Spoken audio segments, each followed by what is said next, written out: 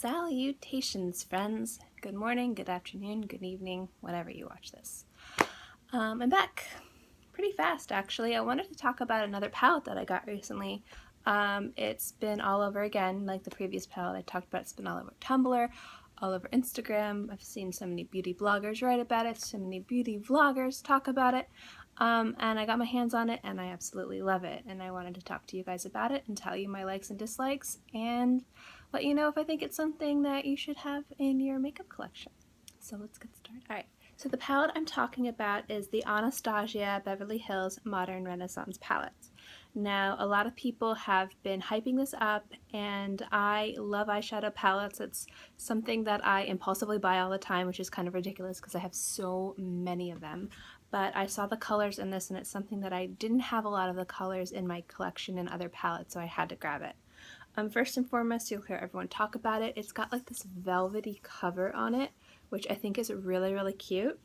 And it's got a nice feel to it. It's not made, I think it's made of cardboard, but it's not like a flimsy cardboard. It's really, like, it feels very sturdy. So this is a palette I could probably just not throw around, but I don't feel like other palettes where I gently place them down. I can just kind of just put this down and not feel like it's going to damage the products inside. So that's very nice. So let's look inside. They give you a little two-sided brush, which is really nice. Let me grab it out actually rather than trying to hold this. It's got a little smudger over here, and you could probably also use this to pack, and then a little blending floof on this side. I've been using this palette for a little bit now, but I haven't ever used the brush yet, so I don't have any critique on the brush. It feels a little bit soft, but I have softer blending brushes, and if I use anything that's not super duper soft on my lids, it always hurts. So I don't know if I'm ever going to use this brush just because I have other ones that I like, but I'll probably try it out. But it does feel like a really nice brush. So again, I'm very picky about certain things. It doesn't mean that this isn't a quality brush. So it's a little brush that comes with it. Here is the palette of colors. Again, I'm not going to swatch any of these because my lighting's a little bit poor and you're not going to get a good idea of what the colors really look like when I swatch them, but there's a lot of beauty bloggers, there's a lot of blogs out there that have written and swatched this. I'll link a few really good ones below if you're interested in looking at swatches. I can say that I am wearing this today, and I'll show you what that looks like as best as I can. I'm wearing a mix of Tempera, Golden Ochre, Venetian Red, and Love Letter are the four colors I'm wearing on my lid right now. That is giving me some sort of weird lighting. Jeez. Okay, so the colors that you get, the top row, and if I butcher these names, I am so sorry, is Tempera, Golden Ochre, Vermeer, that's Vermeer, Buon Fresco, I'm so sorry, Antique Bronze, Love Letter, which is this beautiful color right here, and then Cypress Umber, which is the last one, which is like a really dark brown, really nice brown. Then down here we have Raw Sienna, Burnt Orange, Primavera, Red Ochre, Venetian Red, which is the color that the reason why I bought this palette was for this color, because I don't have anything like this. Warm Taupe, and Realgar. Realgar? Those are the colors. These colors are beautiful. I find them to be a lovely mix between like warm tones, but that also have a lot of cool tone elements, and then some beautiful cool tones. So I think this is a beautiful palette. If you look really good in warm tones, I think this palette's going to sing on your skin. And also if you look really good in cool tones, you can make this palette work for you, and I think in very exceptional ways. And now to the critique. I love this palette overall. I think this palette is amazing. You get, I forget how many colors, 1, 2, 3, 4, 5, 6, 7, 8, 9, 10, 11, 12, 13, 14, 14 colors. 14 colors. I think this is another palette kind of like the Swamp Queen Tarte palette with Graveyard Girl, that collaboration, that's beautifully curated. Most, if not all, of these colors are going to play very well together, which means that you're not going to have a few colors that you can't mix and blend, where it won't look good unless you're a super makeup artist or you're like a genius with color blending and like color matching. Like, you can pretty much wear all of these colors together, and they're going to look beautiful on any skin tone, I think. It just depends on how you mix and play with them.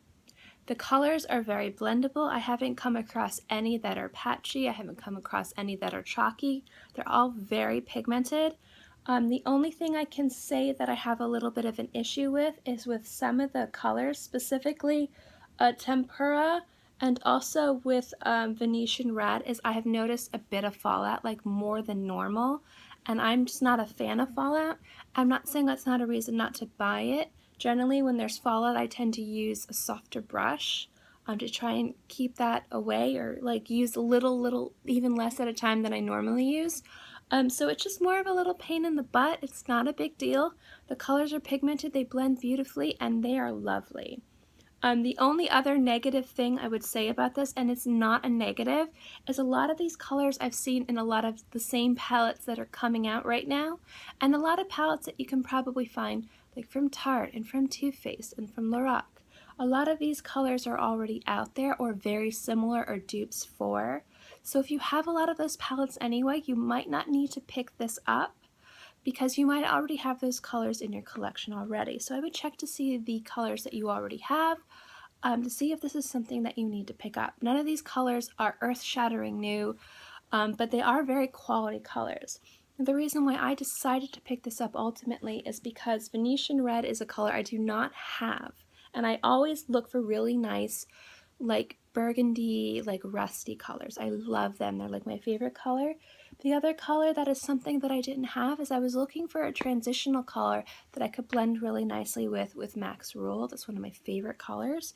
And Realgar right here, when I saw the swatches, looked like it would be something that would be really fun to use along with Mac Rule, because I use that all the time. And actually it works beautifully. So those are the two reasons why I ended up picking up this palette, but I do have colors that are very similar, so do keep that in mind. But I do think that it's worth it if it's something that you've seen and you've been interested in and you've wanted to try out. Anastasia Beverly Hills, every single product I've tried from them has been amazing, and so I would definitely recommend this palette if you were interested in trying it out and you wanted to see the colors, the quality. Again, it's soft and super nice, so I love this palette. If I were to give this palette a grade, I would give it a grade B+ to an A, mostly because the colors I don't think are that original. I think, again, that there's colors out there in other palettes that are very similar. There goes my brush. Whoop, whoop, whoop. But again, the quality is there. So that's where it gets an A, a B+ on maybe it could have had some more interesting colors, maybe something a little bit more shimmery, maybe a better selection. Most of it's matte with some shimmer.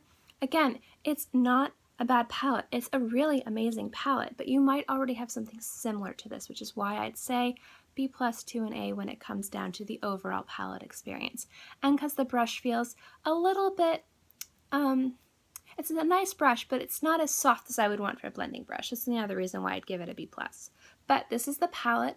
It's really beautiful, and I have enjoyed using it. So I would definitely recommend this palette for you to go swatch and see if it's something that you'd like to have in your collection. Anyway, guys, thank you so much for watching. I hope you liked this video.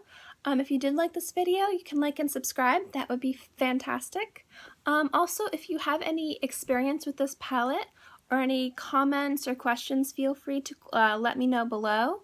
I'd love to hear from you guys, and as always, I hope you guys are happy, having a great day, month, life, year, and I'll see you again next time.